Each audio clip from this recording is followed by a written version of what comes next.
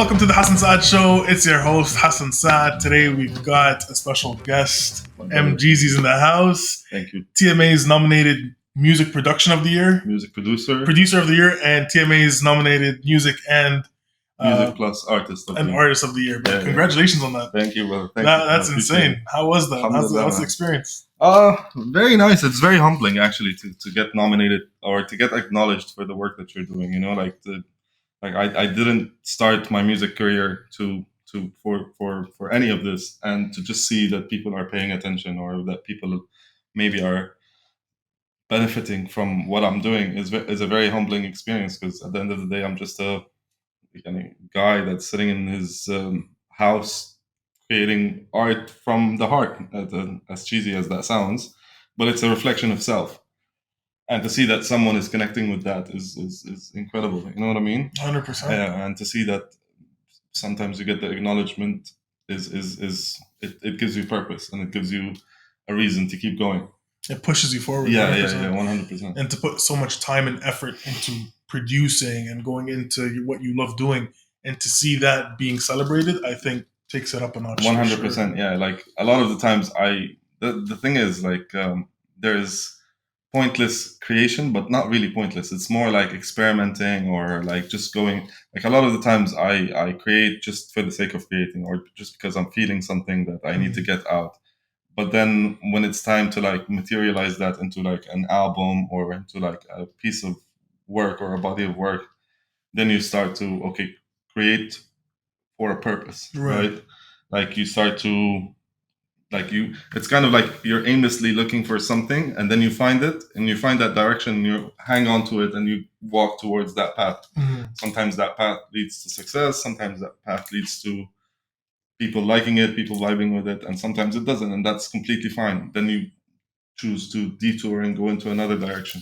And so far, I feel like I've gone into multiple paths throughout my career, and yeah, like it feels good to see that sometimes those paths that I've chosen connected in the right way, or people found them useful, or like they it hit home. 100%. You know, and it shows you that the effort, that the amount of hours that you spent on this project, or the amount of hours that you spent, were not going to waste. You know? 100%. Yeah. And I'm sure it kind of shaped you along the way. Like, you know how as cheesy as it sounds, where it's that Lupe Fiasco, hip hop saved my life. How did it kind of change your life when it came to? Oh man, man, hip hop's been a part of my life for as long as I can remember. I think the first time I started listening to hip hop was 1998 or 1999. And it's been a part of my life since. I cheated on hip hop multiple times because I went into different directions. Like, I think around 2007 or 2006, I went into like electro music, EDM, just to like experiment with that sound, just to hear it and listen to it for like a couple of months. Then I went into heavy metal and that scene for quite some time. I became like a drummer. That's actually where my music career started, because I think in 2006, 2007 was the first time. Because before that, like as a child, I would try to learn instruments. Like, I tried to learn the piano, failed. Tried to learn the guitar, failed. Tried to learn the violin, failed completely. And then I was so keen, like I really wanted to be a musician or to learn how to play an instrument. But whatever I tried, I failed at it. Until one day, a friend of mine introduced me to metal music, and I really liked that sound.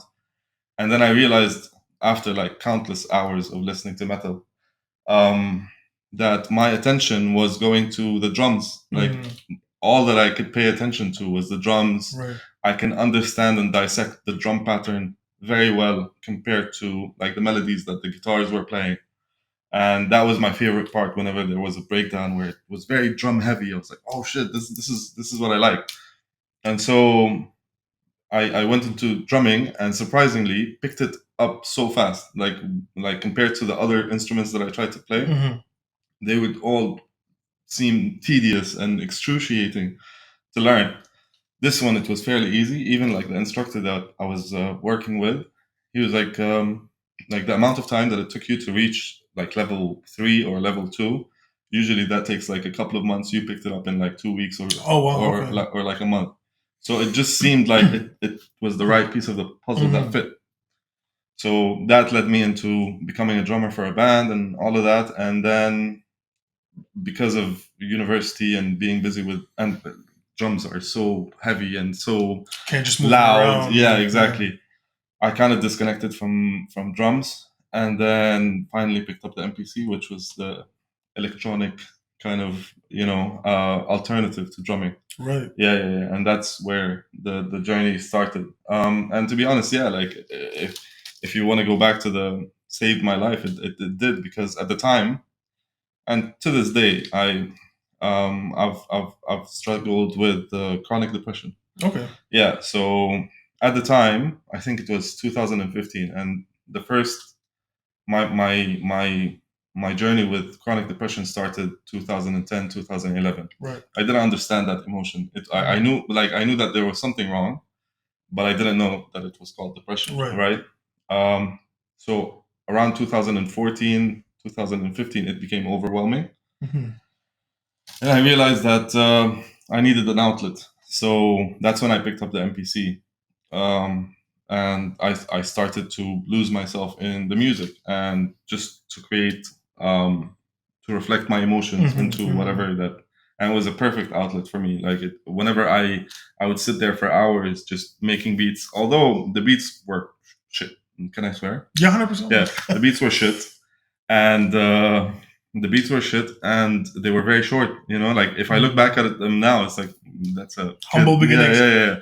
But it just felt like right at the time. It felt like, oh, this is exactly what my emotion was like. Like I captured what I was feeling, and at the same time, I was very proud of it. Like it felt like I was achieving something. You produced it. Yeah, exactly. It felt like this is a part of me now that exists there. This is my brand. Exactly. So yeah, so that's how I started, and to be honest, yeah, it really helped me find this outlet that just takes away my attention from depression. What you were going through, for sure. Yeah. Mental health is severely important, and especially as Arabs, we don't really understand it. 100%. And once you do, you're then introduced to this world of mental health, and you're like, wow.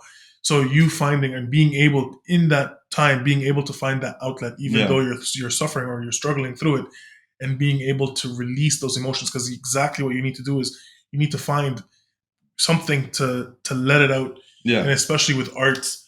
So music is a form of art that you can hear. It's very tangible when it comes to hearing your emotions through beats and music. 100%. But that's the thing. Like, I think the Arab world is becoming slowly more aware of mental health, because when I brought the issues that I had at the time, even in 2010, I was shunned. I was like, no, there is no way. No such thing. No, you're just upset. I don't just know get why. up from the bed. Like, yeah. 2014, 15, when I said no, there's something that's going on. Right. It was a little less negative in terms of the feedback, and then like slowly and more with more time that progressed, people started to accept, and with more media attention towards the topic, people started to become more aware. 100%. And with more viral videos, with more social medias that are very easy to digest, such as like TikToks and Instagram Reels and all of that, even the older generation started to understand or come across topics that they may have not been exposed to. True. Right? Very true. But after starting or after becoming a professional in the music industry, I noticed that outlet was taken away from me, because music almost became like a job. I see, like work. Yeah. And there was a lot of expectations. Like when I was creating for myself, it was very nice and very pure. But then when I started to get attention and I started to have eyes on me, I was like, no, but they need to like it, and they need to, anxiety. You know what I mean? Yeah, exactly. 100%. And I had to please others. Right. So that's one of the reasons why not two albums kind of sound the same from what I created, right? But it also reflects the emotional state that I was in at the time, because like my first mixtape or beat tape was very dark. Then I think the second one was kind of like finding my sound or not as dark. It was like a bipolar state where like I'm upset at one point, but then happy at another, and then it was aggressive, and all of these, like, if I go back in time and see where I was at that time, it exactly reflects What my you were feeling at yeah. that But time. then it started to steer more towards, okay, I started to see the numbers. I started to see who's listening. There's this much male audience. There's this much female audience. No, I need to work more on getting more female audience to Right. like balance things out. You know what I mean? Because it was like at the time maybe 75 or maybe 85, 15% male versus female. And I was like, no, we need to Wow. find more female audience and Right. create something that that is tailored to that. So that's kind of the thing that started to take me away from the direction that I was going in, and from the identity of, Right. of the sound. And alhamdulillah, like it led me to other outlets like painting and all this, like painting, other outlets that are creative. But it also felt like I need to go back to having music be a reflection of self. Reflection of self, and an outlet to to release. 100%. That's pretty much it. Like it feels like I found my identity back. You know, Nice. like I stopped caring about the numbers. I stopped caring about who's listening. It became more about what am I feeling, and is this potentially going to connect with someone? And I realized that because, like, for instance, in my previous albums, it was more commercial, and I noticed that a lot of people had good feedback, but then it was vain, and it was like, oh, okay, good job, or like, yeah, that was cool. But then when I started releasing things that were close to heart, no, the conversation shifted. People came back and said, no, this helped me a lot, and this really affected me in a positive way, or whatever. And that to me was more valuable. Like, if I have 200 people that listened once, but 20 people that listened 10 times, then I care about those 20 people, 100%. right? Rather than the low attention span of the 200 people that 100%. are just, vibing with it once, and maybe they're not very genuine in their feedback. I'd rather get that honest feedback and that honest um, feeling from the people, right? Right, 100%. Yeah, and that's I think where I was like, okay, it's time to go back to something that's true to you. That reflects me. And ever since then, I found peace again in my music. That's amazing. That's a journey and a half. Yeah. It's a journey, and it's you finding yourself, and then diverting a little bit into the commercial side of it, and then re-finding yourself. Yeah. It was a journey, but it was fun. Like 100%. It lessons learned, like what they say in business. Like you live and you learn, you try, you experiment new things, and then whatever doesn't click, you have to adjust. Otherwise, there's no purpose. You see what you like and what you don't like. 100%. Yeah, because at the end of the day, I started my music not for fame, not for recognition, not for anything. It was more because I wanted to express myself and to feel a certain way when I listen to my own music. 100%. You know what I mean? 100%. And what about the music industry in Dubai? Like, how was that like when it came to? First of all, yeah, they know my cats now, Mochi and Mango. Mochi's the social. So buddy. She likes to be on camera. One day I'm gonna have to interview her. Yeah, you must. I think she'll be the most viewed interview, to be honest. Did you grow up in Dubai, or did you grow up in Abu Dhabi? I grew up in Abu Dhabi. Right. I grew up in Abu Dhabi. I went to school here, stayed here for a while. It was, I think, I was 16 when I left Abu Dhabi. Went to Sharjah to do my bachelor's degree. And then that was 5 years. After that, I moved to Dubai for work.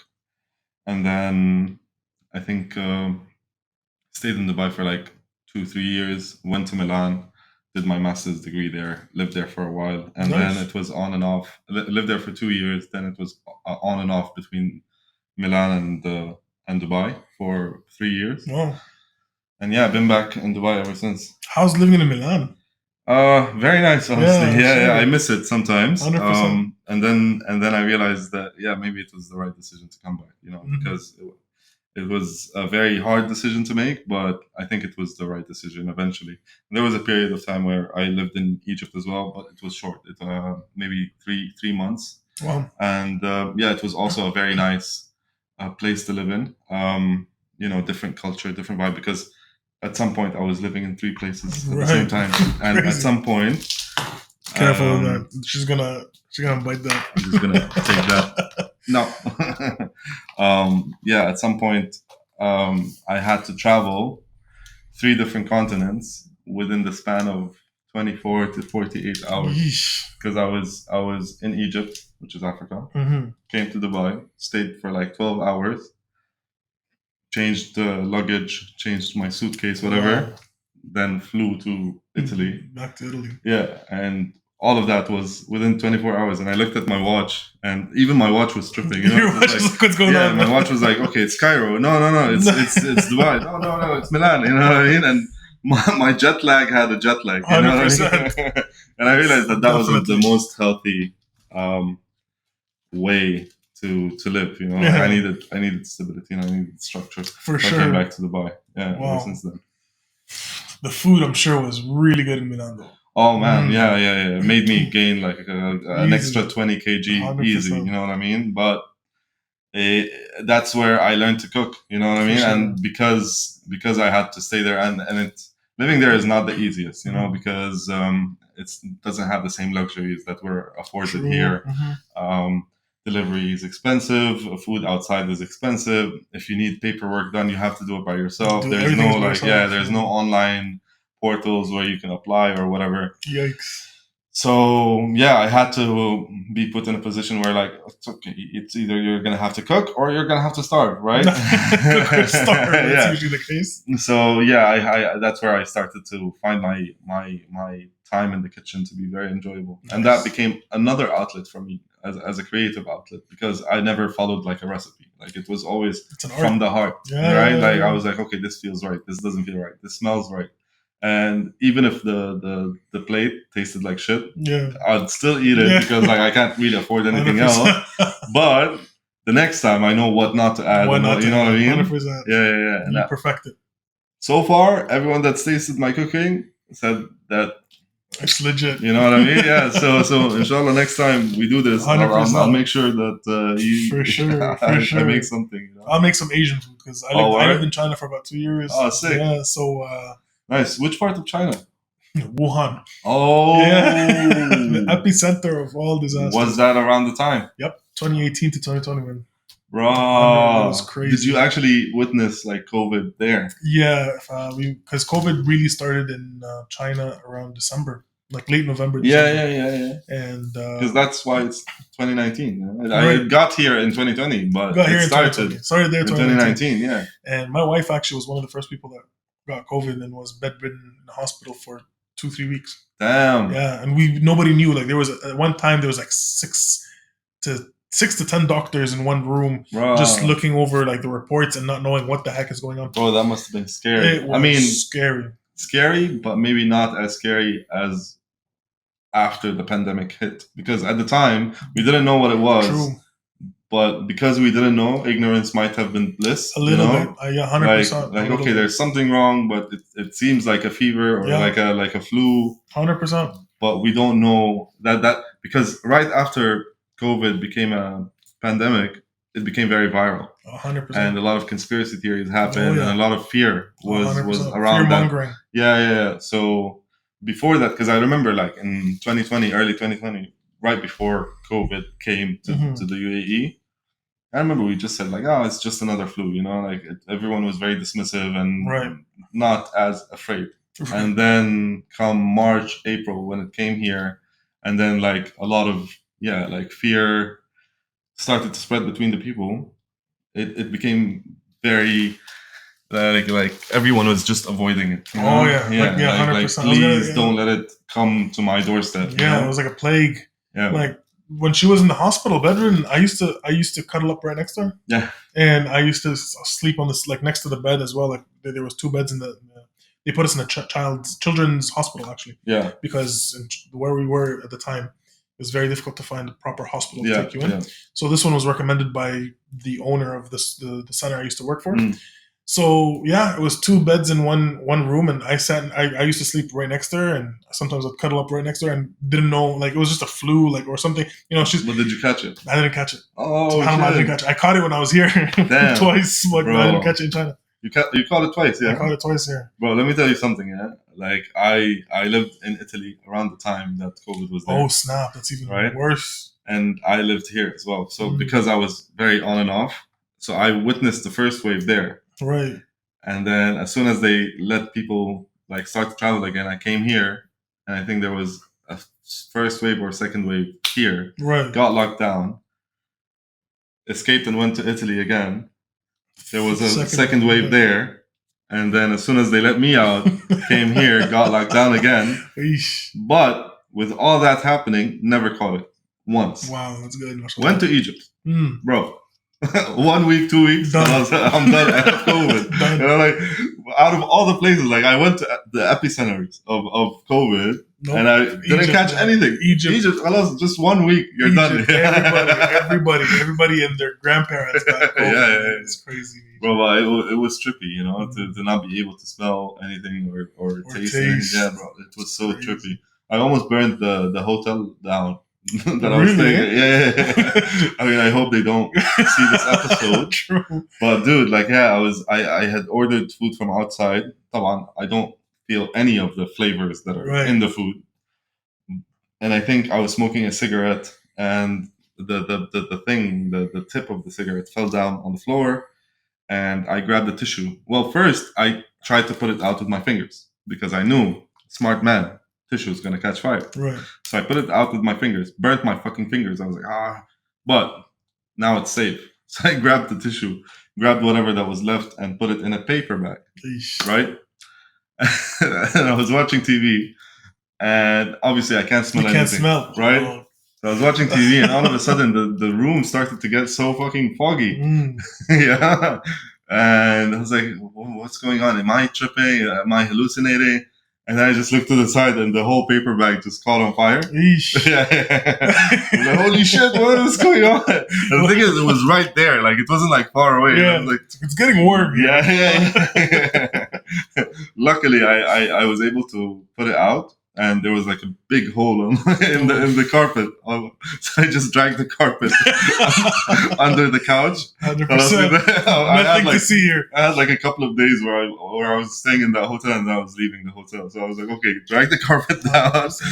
Put the couch over the carpet. No one's gonna see it for the next few days, and then dip out and never look back. That's one way to do it. Probably they don't remember you. I hope so, man. It's been a couple of years now. So if I receive a bill for the carpet, I'm gonna blame me 100%. Here you go. This is for your show. This is for your show. That's hilarious. But during that time, were you producing? Like during that lockdown? Yeah, I was very active actually, because during COVID, I actually calculated it. In the year and a half that I was that was the hype of COVID, I was locked in 11 months. Wow. So 11 months of not doing anything, right? Because 14 days here. Yeah. Oh, well, there was lockdown here. Then there was lockdown there.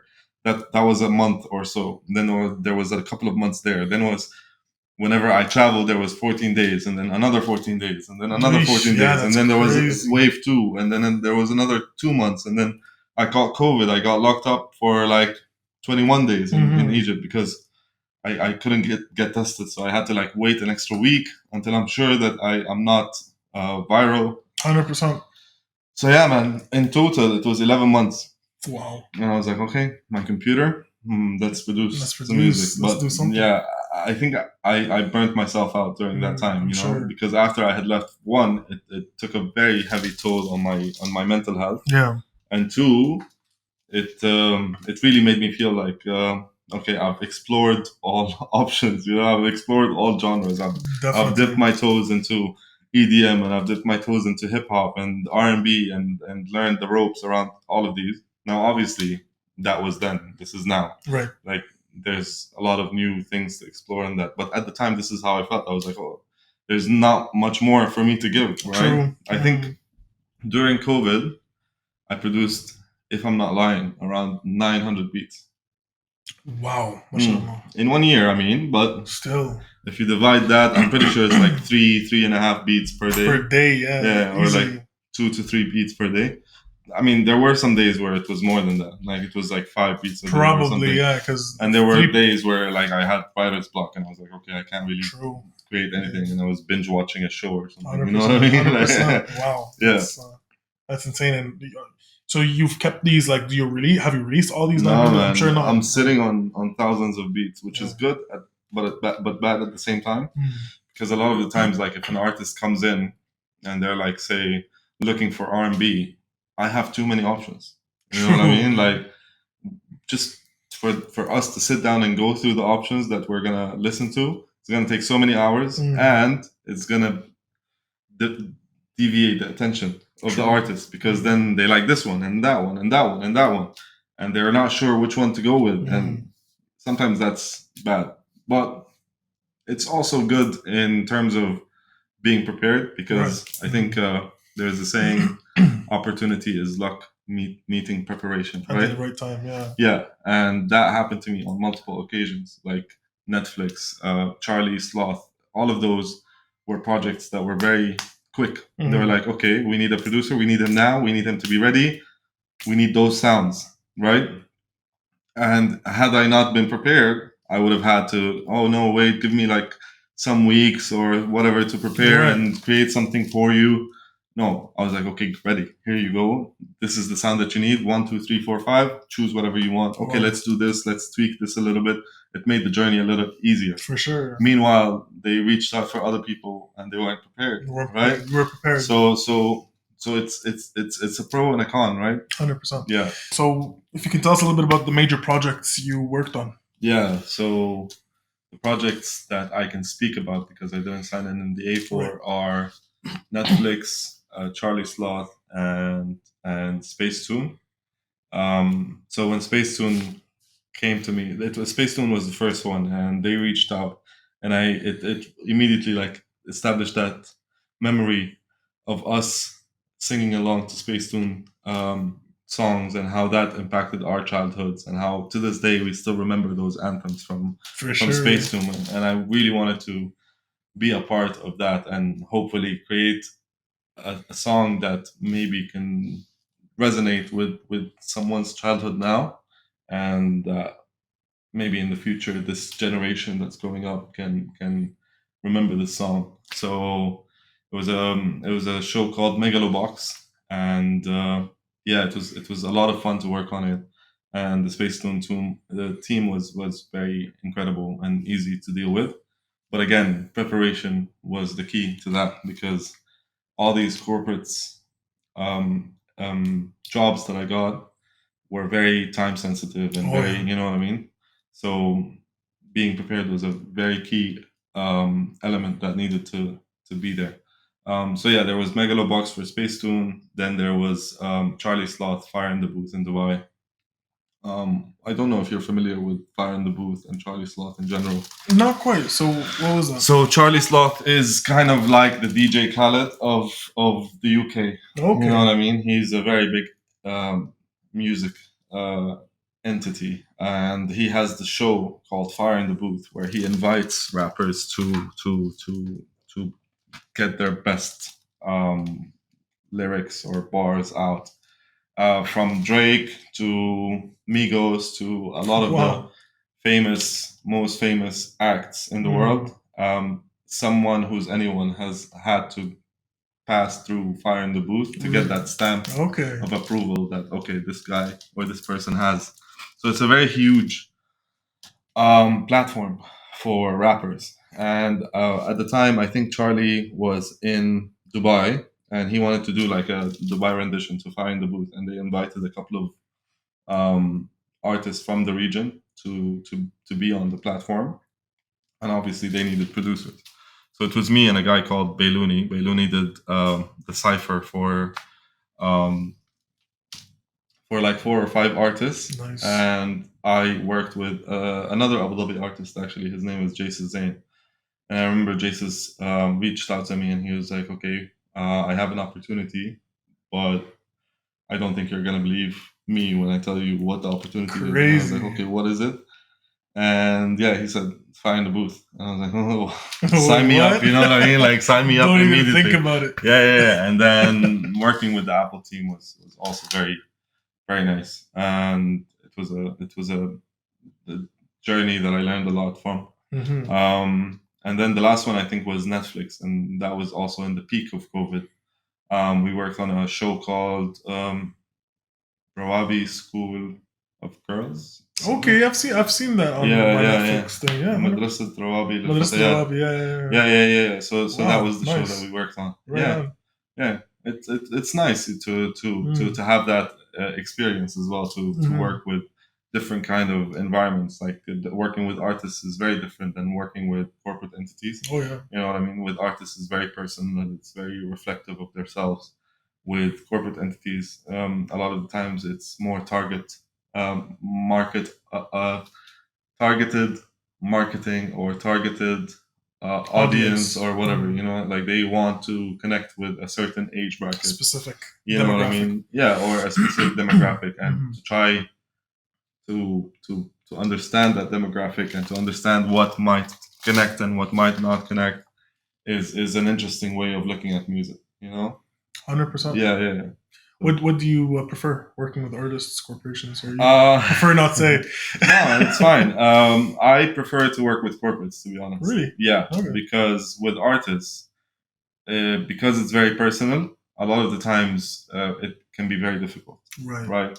Because ego gets involved. True. The person's schedule gets involved, right?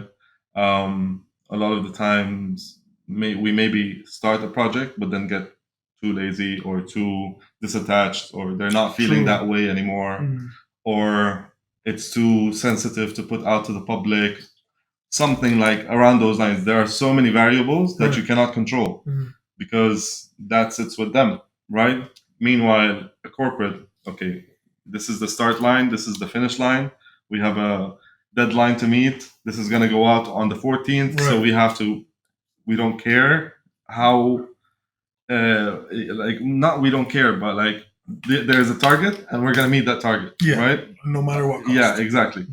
With artists, no, there are too many variables. Like, I don't feel it. I'm too lazy to work on it today. You know what I mean? Like, I have records with artists that are 3 years old now. You know what I mean? And they haven't seen the light of day. And to be honest, the sound has gone. You know, like it's no longer the sound of today. And it's not relevant. If you release it today, it's not gonna do anything, right? Wow. It's just another song in your catalog. Right. If you released it 3 years ago, it would have been a hit, probably. Right. You know what I mean? And just to see that, it puts me off, you know. Sad. And that's why I've detached myself from the music scene. Right. You know, if you're serious, then let's do it. If not, then I choose to work with myself or with artists that I know that you've already had the good experience with. Yeah, I know for a fact. First of all, we have to mesh as humans. On a human level, we have to mesh. If we don't mesh, then I'm not working with you. You know what I mean? With corporates, not really. You know, because at the end of the day, it's a job. It's limited. The amount of time that I'm going to spend with you is very limited. We're just going to meet on Zoom or in person. 1 hour. All right, thank you very much. I'm going to go home and work on whatever. And then we'll meet again. Right. With artists, no, we're going to have to spend 8 hours, 10 hours together in the studio. We're going to have to think about the concept, start writing the songs, start writing the melodies, whatever. So there's a lot of time spent. And then there's a lot of conversations. And then there's the first session, the second session, the third session, and then the marketing campaign, and then all of that. So if I don't like you, then why are we? It's not worth it. You know what I mean? Mm-hmm. Yeah. So that's one of the reasons why I prefer to work with corporates. That makes sense. Yeah, that's fair enough. Yeah. Who have you met? Which famous artists have you met that you want to share that experience with us? I think the most famous would probably be Exhibit. No way. Yeah. But I didn't meet him. Right. I didn't meet him on like a music thing. I just met him, just kind of casually. Yeah, Okay, right on. Never made any music with them, just but still, just they were very nice. You're in the music scene. Yeah, very nice people. Oh yeah, Exhibit. I heard is really nice for sure. Yeah, yeah. Bro, his hand was massive. Oh, yeah, like it's huge. Like I shook his hand and it just swallowed my whole fucking arm. Like his whole hand just took out this portion of my hand. I was like, I feel like a child. And I'm a big guy too. I'm a big guy and I feel like a child. Was he a tall, like in person? Or yeah. Okay. I think definitely taller than I am. Muscular, quite muscular, really? And his hand was fat as fuck. You know? Like for some reason, I thought Exhibit was short, and I don't know during like Pimp My Ride. I think he was either my height or a little higher. I can't remember. Wow, no, because like during like Pimp My Ride, you'd always see him as I don't know, maybe because I was a child. It was like my childhood watching Pimp My Ride. No, I think it's the baggy clothes, bro. The baggy clothes. I think so. Yeah. That's hilarious. Yeah, Ti was relatively smaller. You know what I mean? Yeah. But he was a gentleman. Have you worked with any famous artists? Not really, man. I've in the region. That's the thing. With the region, so many. But outside the region, there was a funny story. I remember one of my friends here in the music industry said that there's an artist that came from Amsterdam. Okay. That wanted to record and he didn't have a space to record, and he sent him my way. So I was like, yeah, sure. So I thought it was just another artist that's gonna, come use the studio, whatever. And I go down in my pajamas, just expecting to see another gentleman, show him in, and all of a sudden, like a Ferrari, a Range Rover, I don't know what pulls up. 3 cars I remember, like a BMW or like an Audi, I can't remember. Wow. A Ferrari or a Lamborghini, and then a Range Rover. I not. Which one is the luxury one? Range Rover, right? Range Rover, yeah. So the Range Rover, and then everyone pulls out like it was like 6 deep or 7 deep, and they're all Gucci, Louis, whatever. And I was like, what the fuck is going on? Yeah. I was like, yeah, come over. This is my house. This is the studio. Yeah. And then the guy was like, do you know who I am? And I was like, no idea, bro. And he was like, I am whatever the fuck, some name. And I was like, still don't know who you are. No clue who you are, man. I made this song. No idea who you are, bro. It was very awkward. I'm sure. But very humbling to him, I think. Oh, yeah. He got upset. But then the producers that he brought with him, apparently they produced for J Balvin. Okay, wow. Yeah, so they produced. And at the time, I think there was a very big hit for J Balvin called X or something like that.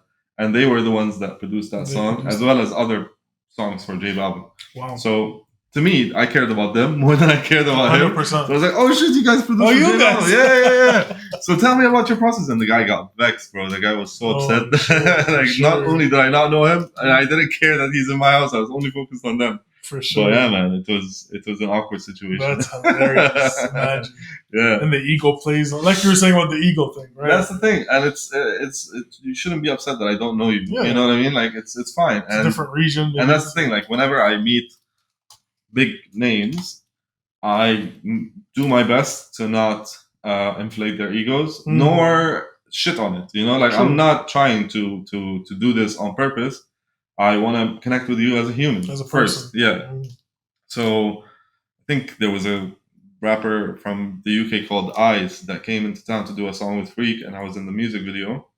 And I sat with him and we just chatted about like life in general without me acknowledging that he's a famous rapper, or like same thing with T.I. That's why I don't have any pictures with any of those people, because I'm trying to connect with you. I'm trying to bond with you. Yeah, understand. Exactly. I don't really care much about the picture. I care that I had a conversation with Exhibit, that I had a conversation with T.I. That you can remember. Yeah, exactly. That to me is a memory that's worth more than the picture that's going to sit on Instagram and then disappear into the feed. You know what I mean? True. Yeah. So it's very nice to have that feeling. And I'm sure it's nice to them that you're not, the first thing you do is, hey, can I take a picture of you? Yeah. Versus, hey, I love this. I love what you did here. Can, let's, talk about whatever it is that you want to connect with them for at a personal level, or tell me about your process or whatever it is that. And I think the introvert in me also does not allow me to just say, hey, can we have a picture? You know what I mean? I think I'm more shy than to ask for a picture. And even if I ask for the picture, how am I going to pose? Whatever is going to give me so much anxiety. Yeah. So I'm just like, it's okay. I don't need it. 100%. You know what I mean? I'd rather just sit down and have that conversation. And they're humans too. You don't know if they could be introverts as well, right? And exactly. They're eating with their spouse or they're eating with their whoever. That's the thing. And you're coming up to them and they're like, like not now. Like in the middle of biting. You never know 100%, too. 100%. No, I get that for sure. What's the process like? Like, do you also? I know you said music videos. So do you also produce music videos, or is it just kind of like direct? You direct rather than produce. So like a lot of the times I have a vision in mind, right. and I contact like a lot of my work is done through like freelancers or like people because I can't do everything by myself, right? So I a lot of the time I outsource like a guitar riff or a guitar solo that I don't know how to express myself. I have a team of musicians that I can get in touch with. My guitarist is all the way in Argentina. Wow. Yeah. My sax player is in France. Nice. You know? So but then I get in touch with them and I say, okay, this is what I need. And they try to do something, send it back. I see it, and then I say, no, let's fix that. And it's kind of the same with music videos. Like I have a vision, contact the team, I tell them, okay, this is what I need. This is the idea that I'm trying to chase. And they take that and then they go forward with it. And then they come back to me and I say, okay, maybe like we change this or we change that or we edit this a certain way. You know what I mean? But I like it has to do with trust as well. Like For you have to make sure that you trust the people to know exactly what you need or to trust their So it's you have the storyboard, you have the vision, and all you need to do is kind of like you reach out to them, but then they come back, you revise it based on what you see. Based on the so you produce the beat first, and then the beat then talks to you regarding what you want as a vision, or is it from the beginning you have the vision? Definitely the beat first. Beat first, and then if there's vocals on the beat, then those vocals, and then the sound plus the vocals create the narrative in terms of the visuals, right? And that's how the process usually goes. Right on. Yeah. So a lot of the times, like it's the emotions that I feel from the beat, and then that gives me a title. The title creates the narrative for the lyrics. The lyrics create the narrative for the music video.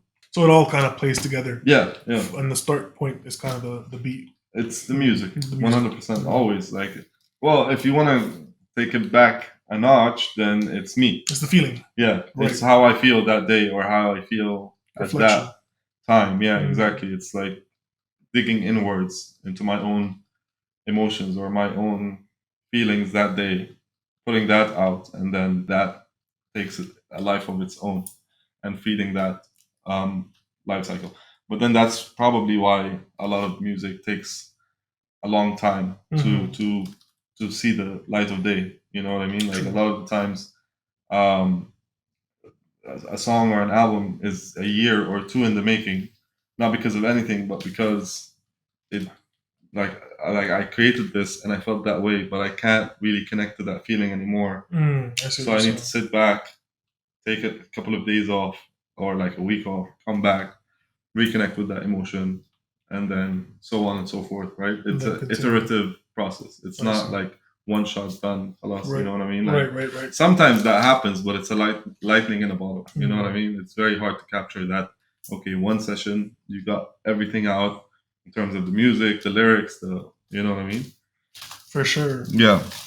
That's why I think self-reflection and self-awareness at this point is very important to you. Yeah, 100%. No, because it's like you might be feeling a type of way, but to understand that feeling and harness it, to use it, I think is not anybody can do. Like you can't tell an average person who doesn't know anything about self-awareness or emotional intelligence, because this is the type of stuff I train is self-awareness, emotional intelligence. I love this topic.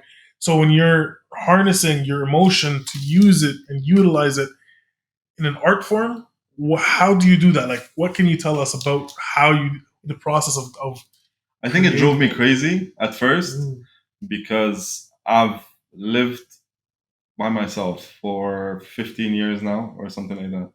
So four walls, just yourself and your own thoughts. At first, it was a battle between me and myself, and it was kind of, when you're in a room going crazy, like quiet the noise or whatever. Then it became acceptance. Okay, there is noise in my head. There is a lot of anxiety, a lot of conversations that need to be had, no outlet. So I started to have that conversation with myself, right? Okay, what are you feeling today? A conversation between me and myself. I'm feeling this way. Why? Because this happened. What do you want to do about it? I feel like I just want to cuddle up in bed and just watch TV. Okay, sure, let's do that then.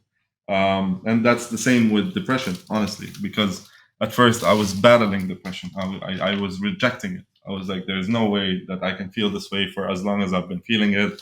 Something is wrong with me. Something is, I don't like it. I don't want to feel that way. And then I realized that you should accept it. Halas, like this is a part of who you are, and that's fine. How are you gonna go about fixing it? So acceptance was very helpful in that regard. Like, okay, we're feeling upset today. That's fine. Take the time that you need, and then come back stronger, or take whatever steps that you need to heal yourself, and then come back with a better attitude or whatever. And it's the same in terms of self-reflection for music, because yeah, like a lot of conversations, inward conversations and inward reflections led to the outcome that was needed at the time. Yeah, and it took a lot of practice, and again, it drove me crazy because for the longest time I didn't understand it. I didn't comprehend what was going on. But with practice, it became relatively easy. It's never easy to be chronically depressed, to be dealing with PTSD, to be dealing with Sure. anxiety, insomnia, but just becomes a part of your everyday life. Like now, when I wake up at 2 a.m., when I had slept at 1 or 12, and I can't go back to sleep, I accept that. Okay, let's chill for another hour or two and then go back to sleep. And then it's not the healthiest lifestyle, but I if I fight it, then that creates anxiety. That anxiety creates more insomnia. That more insomnia creates more fatigue. That fatigue creates more depression. That depression creates anxiety. So it's a loop. It's a loop. Right? So to accept that and to live with it um, is a way to find peace within the chaos.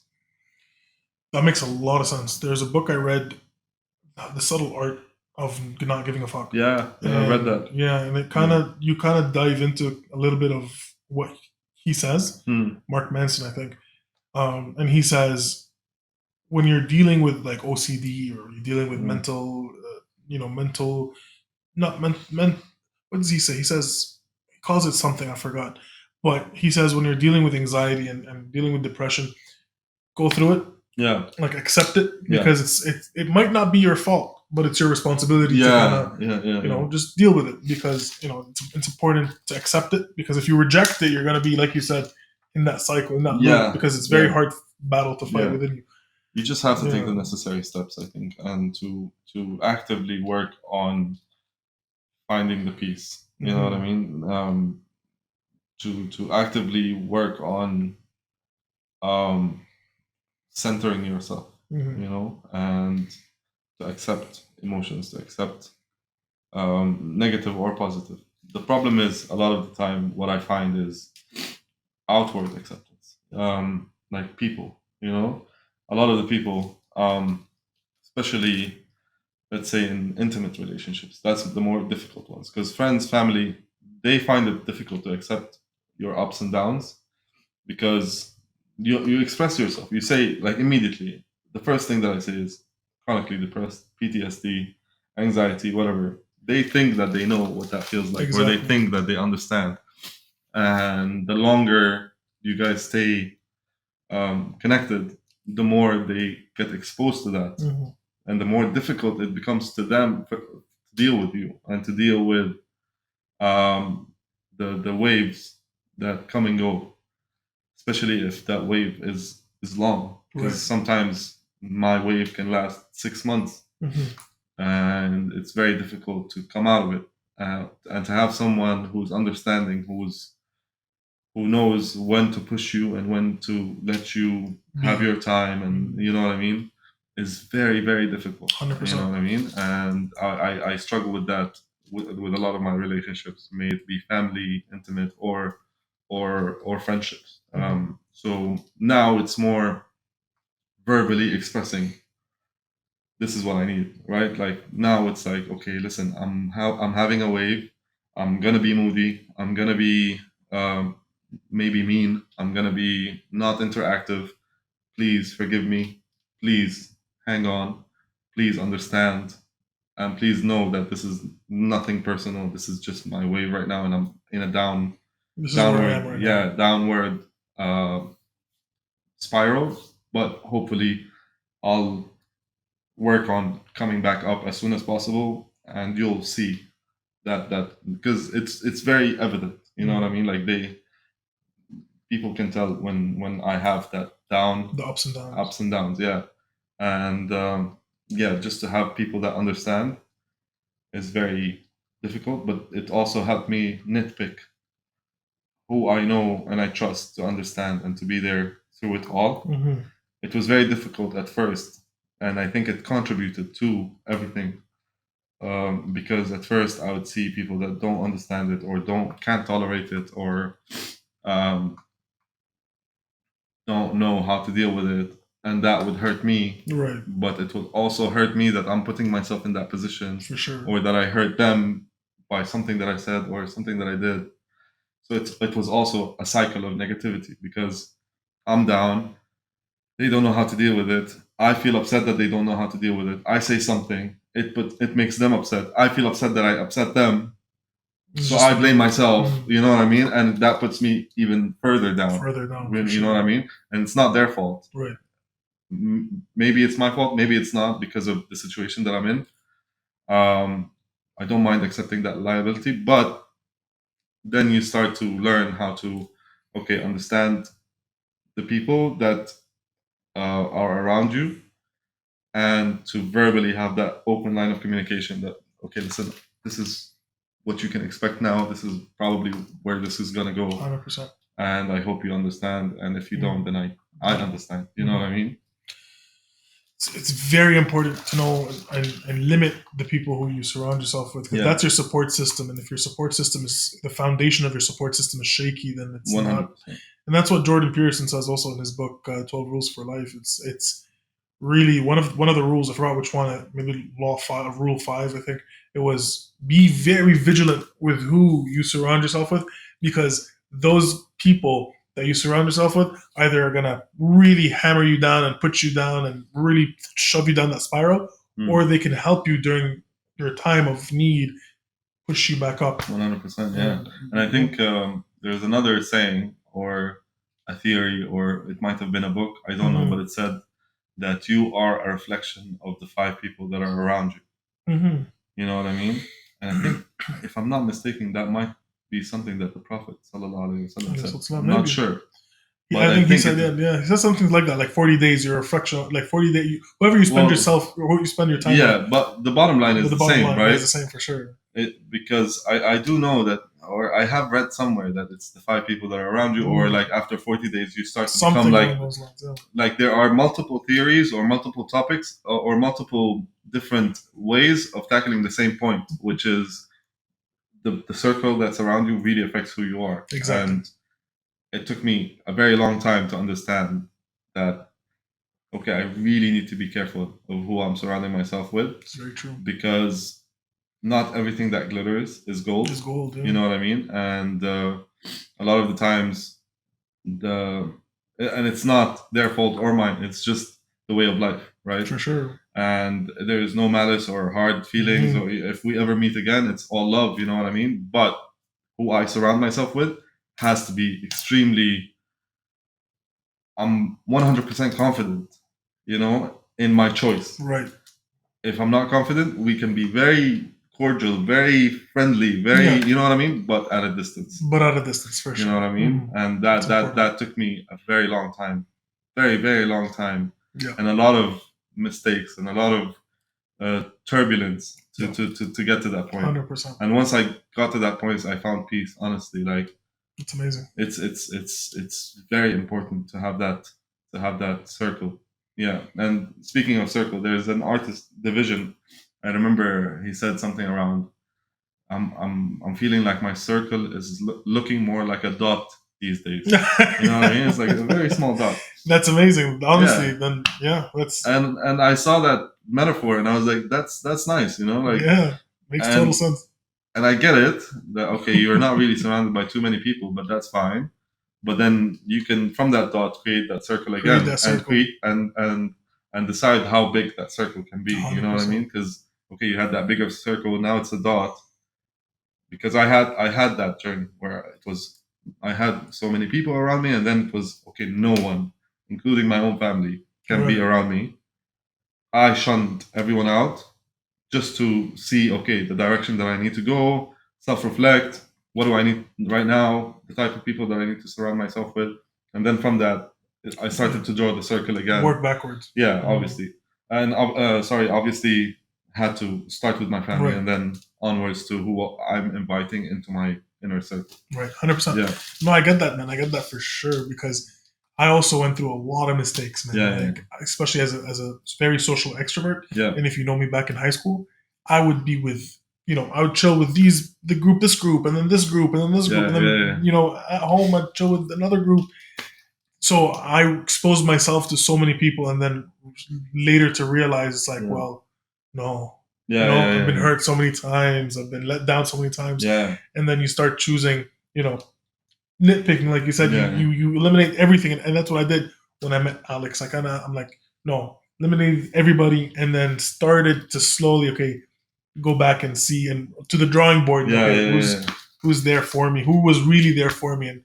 And honestly, shout out to all they know themselves, especially the Canada homies. Like honestly, stood there, been there in the good times, bad times. Yeah. And you start to understand. Like you start to. Bro. What would be your advice to someone going through depression and not being able, still in the very first stages where you were, and not being able to vent or have an outlet, or what would you be? What would your advice be to them?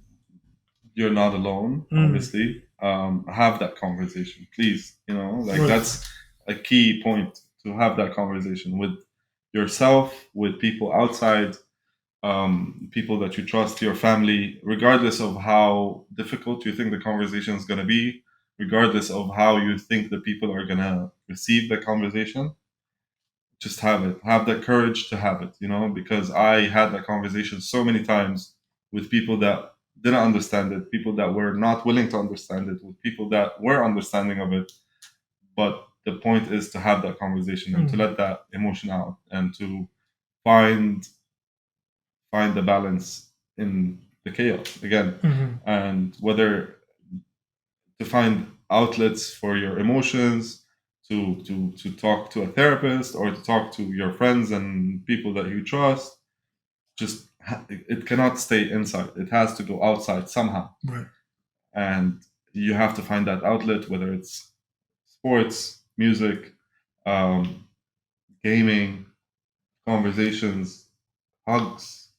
You know what I mean? Anything that just makes you feel like whatever that's inside is not bottled inside. Connected to other people. 100%. So find the balance in the chaos. That's a really good point. Find the rational and the irrational. It's okay to be irrational. It's okay to be in that. 100%. Go through it. It's fine, but you're not. Just know that you're not alone. Yeah. It's completely fine to feel that way and to just realize that you're not alone. To realize that you might be missing one small thing, or not really small, but just one thing, but are blessed in so many other ways. As difficult as it might seem for someone who's going through depression to feel that they're blessed. Because I had days where I had to reflect inwards and to try to find things that I'm grateful for, and I really couldn't find anything to be grateful for. Right. But that was my depression telling me that, right? Like, obviously, we can find so many things in our day-to-day life that we can be thankful for, but sometimes it's so overwhelming. But that's not forever. and dealing with it helps you to one step at a time, regardless of. I always say, build like going one step at a time in the right direction is always better than going 100 steps at a time in the wrong direction. Like, regardless of how much time and effort it's going to take me to take this one step process in the right direction, it's always better to be in that direction than to go 100 steps in the wrong one, right? It's better to fall from one step and pick yourself back up than to leap 10 steps and then fall from 10 steps. And to pick yourself back up from 10 steps. Yeah, because a lot of the times it may feel frustrating, like, well, this is taking too much time, or this is taking too much effort, or I'm not getting where I need to be in a similar time frame than my friends or my family or whatever. But that's completely fine, because you're going in the right direction. You're building the foundation that you need to withstand the pressure that you put on yourself as a person who's going through depression, right? 100%. Or through PTSD. 100%. Yeah. So going back to it, well, where can we find you for music for I'm on Spotify, Apple Music, and Rami, all the good stuff, with the name MJEEZY. Perfect. And on socials, MJEEZY Music, MUSIC. We'll keep it all in the link. Yes. We'll keep. So I'm sure you have a link tree. We'll use that. Yeah. We'll do that. We'll keep it all on the description as well. Yeah. Everything that has to do with where to find you. Yes, I think you gave really good advice with people going through depression. Yeah. I just want to go back and say thank you for that, because it's important. A lot of people might be suffering without having to understand how to deal with it. And I hope it resonates with someone. So. And I hope whoever tunes into this expecting to listen to music or to find something about music, we went into a wrong, I think we went to a beautiful direction. Yeah, for sure. But I hope they find something. What about someone who's trying to go into music production? What is it? So that at least what's your advice for them? Consistency is always key. You know what I mean? Showing up, putting in the time and effort. The 10,000 hour thing is very close to truth. You know what I mean? Like, love it. Like we if you love gaming, you sit with the same game for like 6 hours a day and you feel like you're enjoying it, right? Why not try and do that with something that you're passionate about, or something that might benefit you? You know what I mean? Like, there were days where I would sit and produce for 8 hours straight, like a regular job, and I wouldn't feel bored. I wouldn't feel, you know what I mean? Doing it every day, regardless of if it feels right or if it doesn't, just to have that dedication to show up, to have that dedication to put in the work, to have that dedication to. It's kind of like the gym, you know what I mean? Like, when you go to the gym, they just tell you that dedication is the most important thing. Like, it doesn't matter how much you lift or how much you carry, whatever. Just show up. Just show up and be there. There are days where you're gonna feel like shit and you don't want to show up. There are days where you feel too lazy. Just show up, even if you're gonna work out for like 10 minutes, like just to move your body a little bit. It's more about the fact that you showed up rather 100%.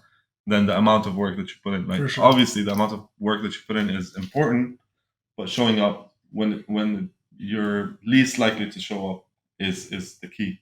I agree. And it's the same thing with music. I agree. Keep on. Time and effort is everything. Show up. Be dedicated to it. Keep on. Find your discipline. On, you know? 100%. Yeah. I agree, man. I agree. Yeah. And then we can wrap it up here. Yes, sir. Yes, sir. Thank you so much. Yo, that's Mjeezy in the house, man. Thank you very much. Wow. And honestly, it was a pleasure to have you. Absolutely. Thank you very much. Thank you so much for having me. And giving us advice on a lot of great things. I hope I didn't come off too preachy, bro. Not at all. Honestly, not at all. I really enjoyed this one, for sure. Bless, bro. Thank you. Thank you so much. My guy. All the best. Leave. And until next time, we'll see you on the next episode. Yes, sir. Thank you for watching the Hassan Saad Show. If you want to support this channel, don't forget to like, subscribe, and hit the bell icon so whenever I upload, you'll get notified.